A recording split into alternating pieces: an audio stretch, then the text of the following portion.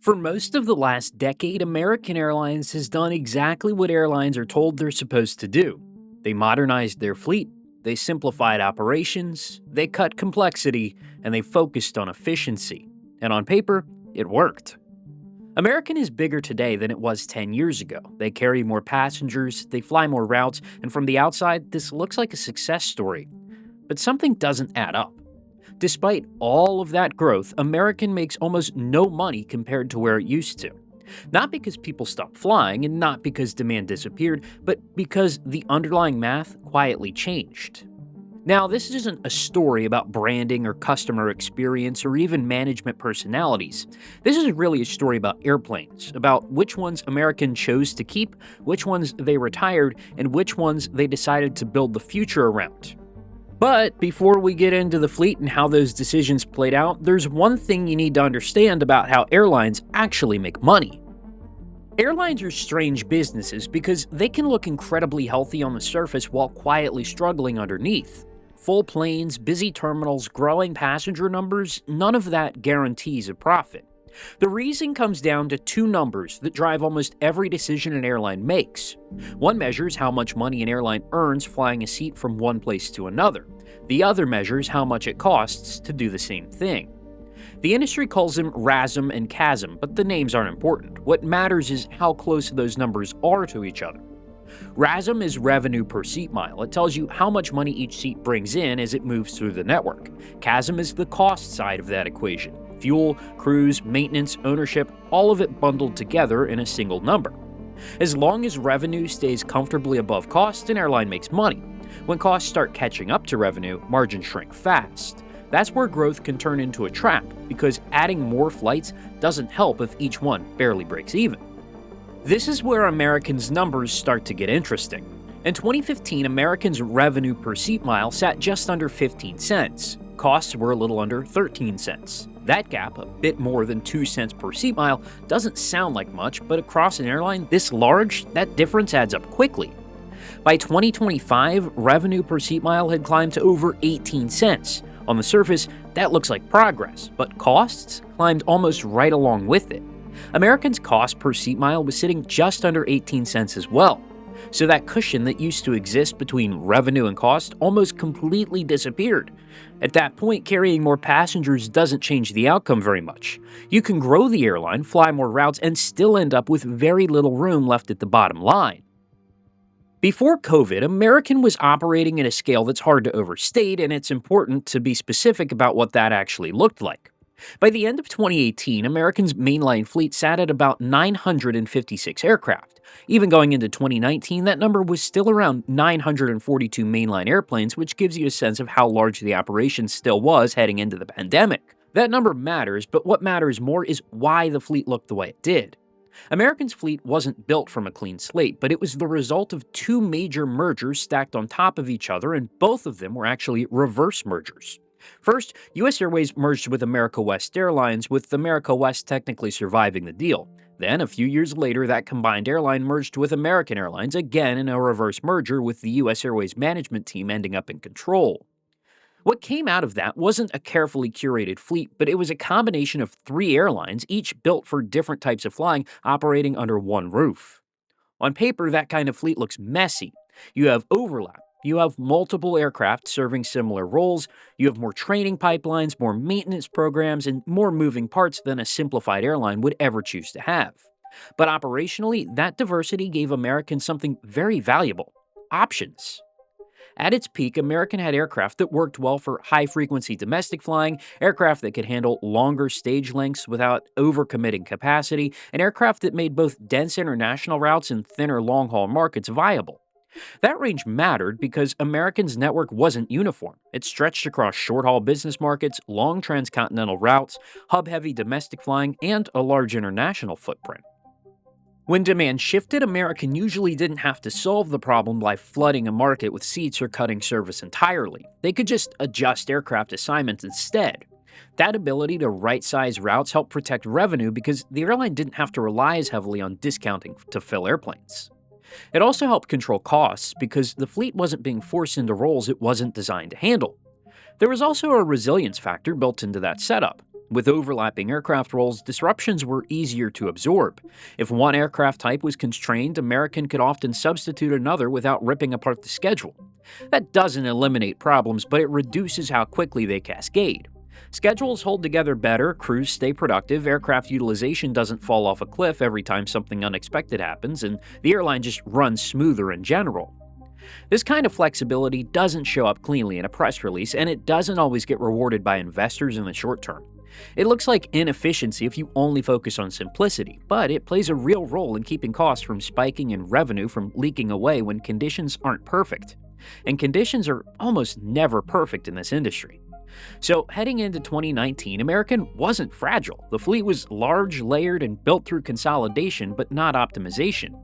That made it harder to manage, but it also meant the airline wasn't boxed into one way of flying its network. That context matters because when the pandemic hit and Americans started making aggressive decisions around retirements and simplifications, they weren't trimming excess around the edges. They were changing the underlying structure of how the airline handled risk. In 2020, the environment American was operating in changed almost overnight. Demand didn't just soften, it disappeared.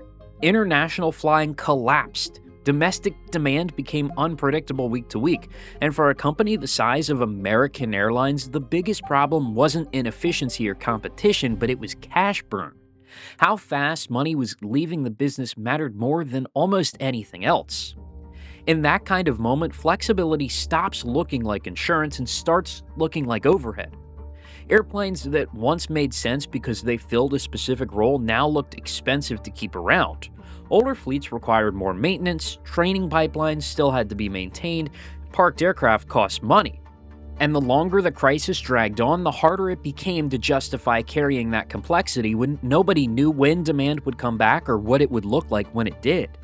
That's where the retirement started to make sense, at least in the short term. Getting rid of entire fleet types did a few things all at once. It reduced maintenance obligations, it simplified crew planning, it lowered near-term capital and operating costs. And just as importantly, it sent a signal to investors that American was serious about cutting its cost base and surviving a prolonged downturn. These weren't small incremental changes. Multiple aircraft types were retired in a relatively short window, and what disappeared first wasn't just age, it was overlap. That mid-size aircraft that sat between narrow-body and wide-body flying went away.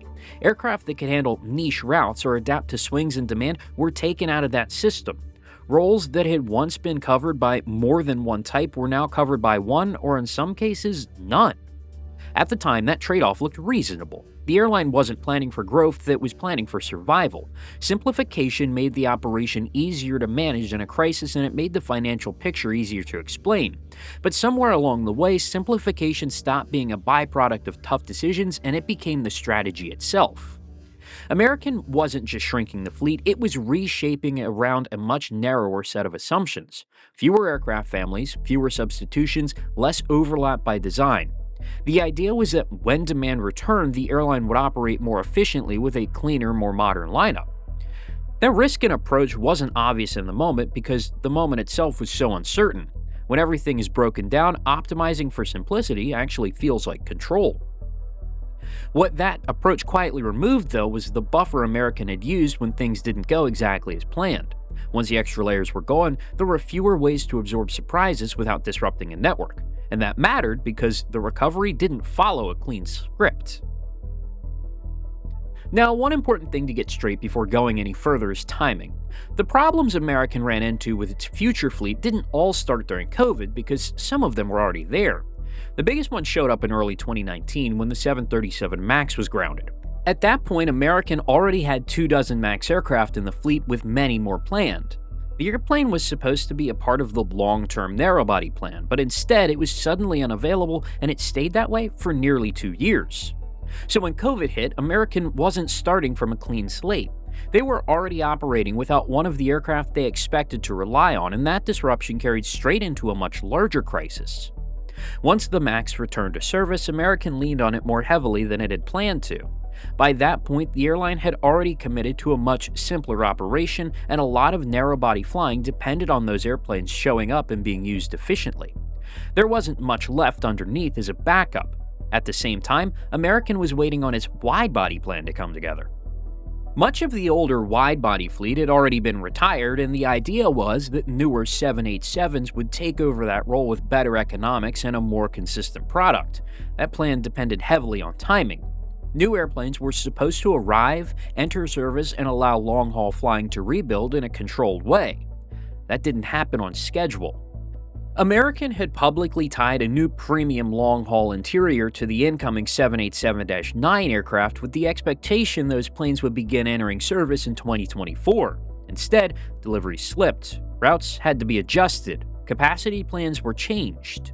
The first of those premium configured 787s didn't fly in revenue service until the middle of 2025.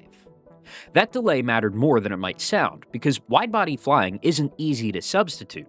When those airplanes didn't arrive on time, American didn't have many alternatives left in the fleet to cover that flying without making trade-offs elsewhere. While American was accelerating retirements during COVID, Delta and United kept operating aircraft American had already moved on from its fleet.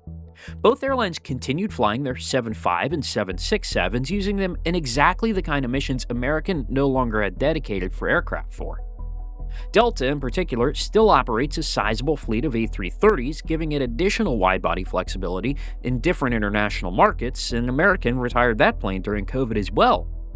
That doesn't mean these planes are cheap to operate, but it does mean Delta and United retained more ways to size capacity, shift aircraft around, and absorb disruptions without immediately forcing changes elsewhere in the network.